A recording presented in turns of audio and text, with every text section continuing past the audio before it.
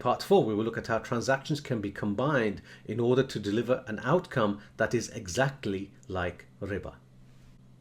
And we will look at the kinds of approvals that scholars give to Islamic banks and then what they actually do with these approvals. And we will look at the claim that Islamic banks' activity is one of deception, based on using profit when in fact they are just replicating interest.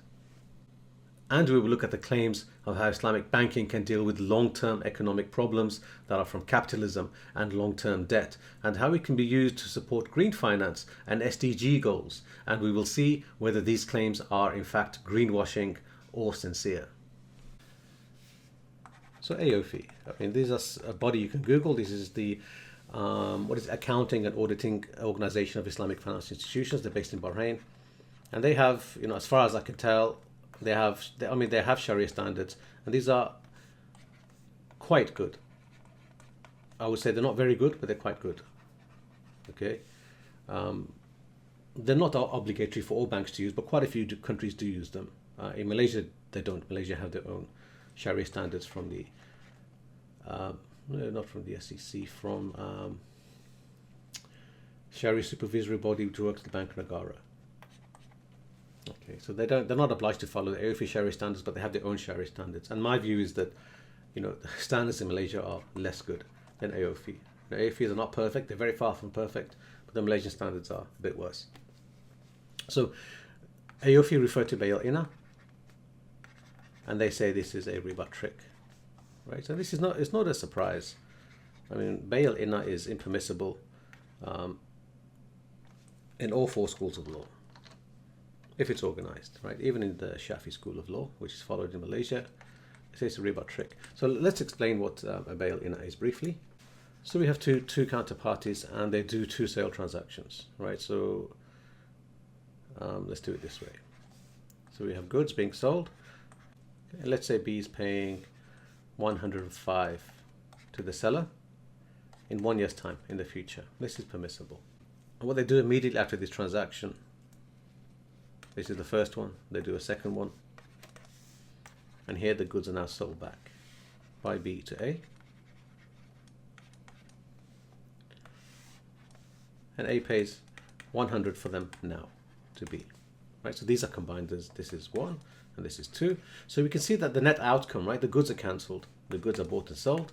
If you look at the position after the 2 transactions, I mean, what we're seeing is that A is giving a loan of 100 now, and is receiving back 105 in the future, right? So this is purely an attempt to avoid riba, and it's organized, right? So before the second transaction takes place, before the first transaction takes place, both of these are organized. So the point is that, so once it's organized, this is an important point, that this is a riba trick to hide riba. This is why all 4 schools count this as impermissible, especially when it's organized. So this is Bail-Ina. But look at how it's built up, right? Look at step 1 on its own. It's a halal transaction. It's just a sale transaction, but paid in the future. And step 2 on its own is halal, right? So on separately they're halal, but when you combine them, which is they're always combined, I've said they're organized, right? But when you combine them, all 4 schools of law say this is haram. So this establishes a certain point in commercial law, that if you have a sequence of transactions where each one on its own appears to be halal, but when you combine them, they can certainly be combined to deliver something that's haram. And if that's the case, as in Bail-Ina, then Bail-Ina is deemed to be impermissible. So it's pure deception. Bail-Ina is pure deception. And in Islamic banks, I mean, this is my point. So Islamic banks, this is my point as well, right? Now we have a seller. So we have the bank paying money now, receiving a TV, and then selling the TV, and then receiving money in the future. So my point is this is, pure replication of riba. The bank is inserting itself in these 2 transactions when it's no need to. It has no interest in buying or trading the assets or taking risk on the assets. It just wants to take pure credit risk on a loan on B. And this is exactly what it does. So my point is this is the same process, effectively that's followed in Bail-Ina. You have 2 transactions that on their own look like they're halal, right? But they never occur on their own. They always occur like this. And this is why Bank A, even before it does transaction 1, this is why it wants to promise from the customer, right? That the customer will buy it in transaction 2.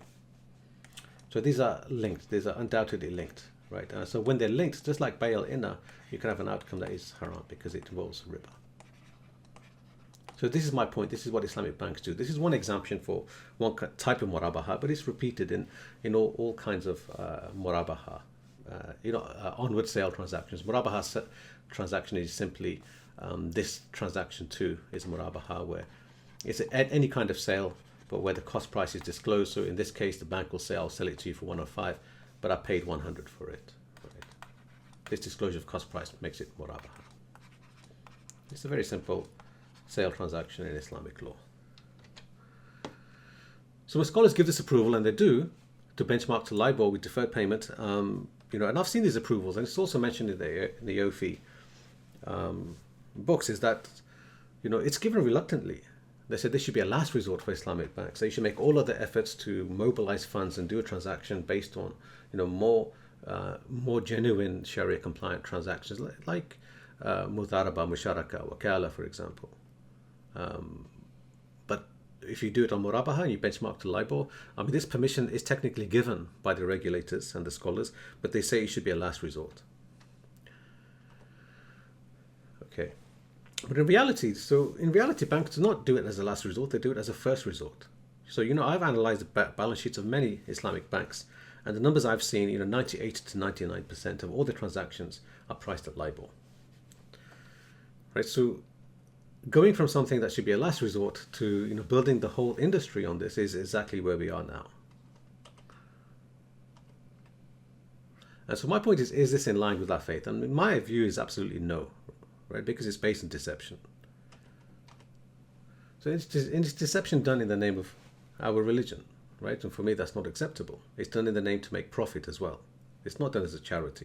And it's done to fool Muslims, in my view, because it works, right? This is why so many Muslims do these transactions with banks. We want loans, we want to buy things that we cannot afford. We want to live beyond our means as well. And we want loans, and we're happy to pay interest on them, but as long as we have a scholar telling us that it's permissible, we're happy to fool ourselves. So Islamic banks do this to make money from Muslims, and they claim to have support from scholars and bodies and regulators. And this is not entirely true. There are many scholars that speak out against these practices of benchmarking to riba and using ways to to achieve riba in a deceptive manner. There's many scholars who speak out against this. But the problem is that most of these scholars are not paid by the Islamic banking industry, right? And the scholars who do tend to approve it are paid for their opinions, right? These are legal opinions. This is not Islamic law. Right? These are opinions. And there are clear differences of opinions because there are many scholars that claim this is not permissible. But of course, if you're an Islamic bank and you have a choice, if you're going to pay a scholar for an opinion, right, you're going to pay the scholar who gives you a positive opinion. You're not going to pay the scholar who says this is riba and say no to you. So this is why Islamic banks, they focus their efforts on scholars and pay scholars who will give the opinion that they want, right? So the scholars who do disagree, who say it's riba, these scholars are marginalized. I remember speaking to some people in Malaysia recently and saying to them, well, you are aware that many scholars do claim that this is not permissible. And the people were shocked to say, no, they were shocked to think that, and they refused to believe me. So, I have written quite a bit about the scholars and the bodies that have claimed these activities to be impermissible. One example is the Islamic Fiqh Academy, based out of Jeddah. They had a well-known pronouncement many years ago now, maybe a decade ago, or more than a decade ago. And this was based on the waruk, which is commodity murabaha, right, which is a variation of what we've talked about today. And they said that this is impermissible, right? They said it's deceptive, and it is. They said it's not permissible. And Islamic banks do it all the time, but Islamic banks, they just ignored it, right? They went back to the scholars that did give them approval, and so they just ignored this. So there are many bodies that claim this is impermissible, but Islamic banks ignore them. Okay, so for me, I mean, I think it's a very shameful situation for Muslims and for Islam, because this is held as a banner for our religion. We're about Islamic finance this, Islamic finance that.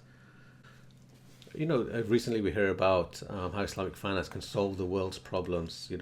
The problems of capitalism, the problems that we see with debt in the world, the globalization, the climate crisis, and we have, it can be used to develop green finance, environmentally friendly SDGs, climate, right? And recently we're hearing about how Islamic finance can be, the cure to all the financial problems from COVID. Right? So here we're really putting Islamic finance on a pedestal, but the reality is that we have a model. Islamic banks, they have a proven model, right? And they use LIBOR in their model. And I've told you, 99% of what they do is benchmarked to interest. And then we have discussions about all these kinds of things that, if you look at these activities, there'll be less than 1% of the total finance industry. The vast majority is based on interest. So, this is absolute greenwashing, right? This is a term used in the environmental aspect with finance, where you get oil companies, right, who are, really destroying the world in many different ways, and other companies who are being very destructive, and then they they do a certain project and they go on TV and they say we are helping the environment, and it's to deflect the fact that the whole business is built on something that's deceptive and damaging, and then they do a marketing campaign to show that they do one project that's good. And this is why Islamic banking is presenting itself, by using all these terms, and you see a conference every single week talking about these and papers. But the reality is that our reality is here. This is what Islamic banking is. So in my view, this is this is where we are with Islamic banking. There's many other things that I do want to say, but this is just one example of the problem we have with benchmarking. And what we do benchmark to interest. Virtually everything that Islamic banks do is benchmarked to interest, and it's hidden in contracts where the claim is that the contracts are Sharia compliant, but when you combine them, you have an outcome that's a replication of interest. And it's clear that in Islamic law, this situation has come across before, where deceptive contracts are used to deliver riba, and they have been classed as impermissible. And bail is a perfect example of that. So in my view, we are treading a very fine line between what's halal and what's haram.